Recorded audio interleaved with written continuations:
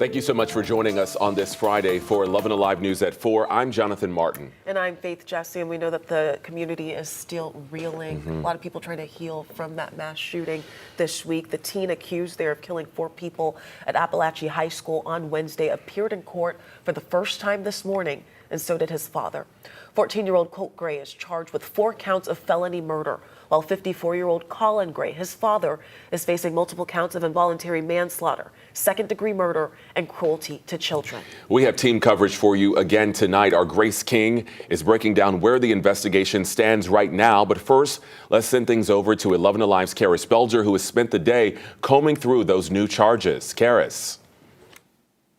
Well, the district attorney overseeing this case, Brad Smith, says how things proceed will depend on how the investigation moves forward. He did say specifically that Colt Gray will face more charges once more victims are interviewed.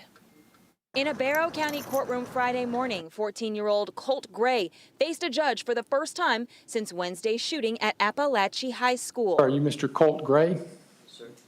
The teen is charged with 4 counts of felony murder in connection with Wednesday's shooting. 2 teachers and 2 students were killed. 1 other teacher and 8 other students were injured. Colt's father, 56-year-old Colt Gray, had his first appearance immediately after.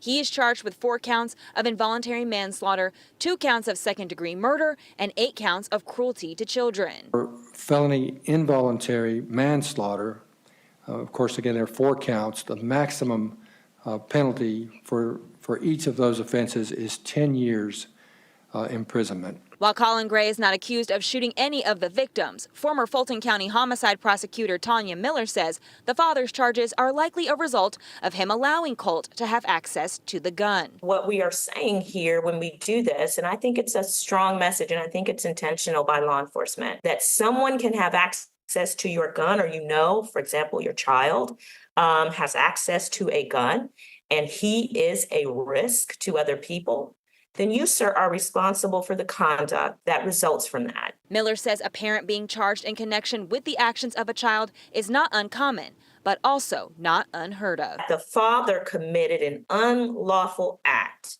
not a felony, and a death resulted.